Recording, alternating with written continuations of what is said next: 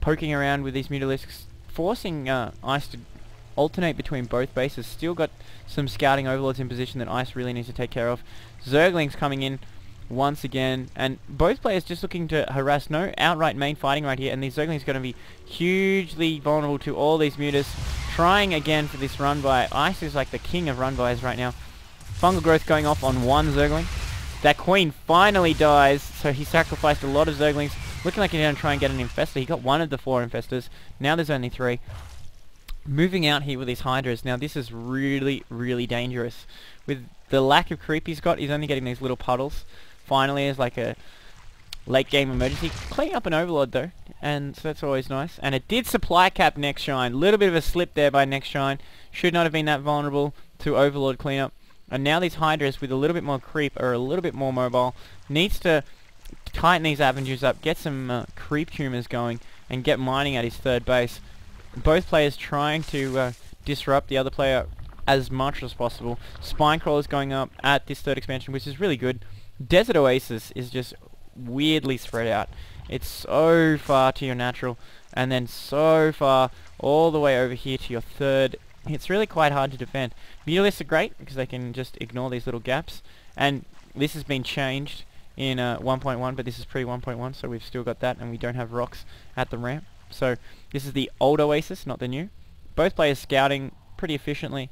Just a little bit of a standoff right now as we're seeing more roaches coming in. Even a Roach Warren finally coming down for Ice. It's very late as he goes to Hive Tech while NEXShine stays on lair. He needs to pull these drones off because this mineral patch is going to mine out very shortly. These Hydras are super vulnerable like this, although they do have the protection of the Infestors. If you can get a nice round with Zerglings and skip the Fungals, he can take out those Hydras. But alternatively, he can just go for run bys and just ignore the army completely. He's got to be really careful with Hydras off creep. They don't have a speed upgrade like they did in Brood War, and a fact that I will always lament. But really epic game turning in here, because I just very unexpected to see Zerg vs Zerg last longer than 15 minutes. You'll very often find it's decided by air versus air, or most often just Speedling versus Roach, or Speedling versus Baneling versus Roach, or Baneling versus Baneling. Doesn't usually degenerate into these longer epic matches and standoffs. Both players getting +2 missile attacks, +2 ground also for NEXShine. More Overlords being cleaned up. Working on his creep superhighway, and this is the problem with the Hydras. They are out of position, they are so slow, it's going to take them 10 years to get over here. This is the advantage of Mutalisks. Now, Mutalisks in a straight up fight are not going to be as good as Hydras unless they've got a critical number where the splash can really just rip through them. But backed up by Infestors, they're definitely not going to be able to take it. Now, right now, he's just doing exactly what he needs to do and harassing with those Mutas as he's tech switched into a mass amount of Hydra Roach Infestor. So we're going to see Hydra Roach Infestor versus mass Hydra mass Infestor, and this is going to be a crucial pain point for Ice. If he's going to take this gold expansion, he's going to need to hold it, and it's going to be very tough to hold. Here comes a Roach poking forward, because these gold expansions can be game winners. If you can take and hold a gold expansion on this map, you can basically win the game with it.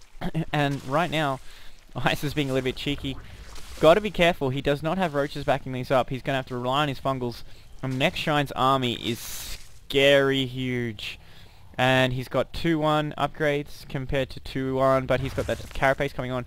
But Ultras coming in for Ice.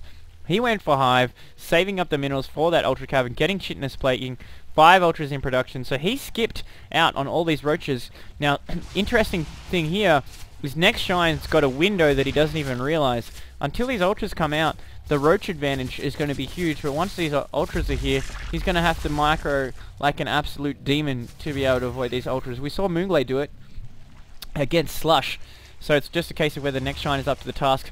Muta's just trying to pull this army out of position. Very nice. Forces the Hydras into the main, while the main army goes along into the expansion, but this is a little bit of miscalculation. They are up on the ledge here, so he's got to be really careful. If he goes in to this natural, it's almost like an all-in because he cannot retreat and he has to win this fight. Ultra's popping right now. This is bad for NEXShine.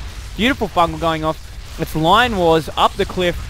Ultra's coming in from the northern flank, collapsing this line of Roaches and Hydras. Hydra's very nicely moving back and forth for Ice, trying to take out the scout. Now he can't see up the cliff. There's an Infestor in there, but the Infestors are melting.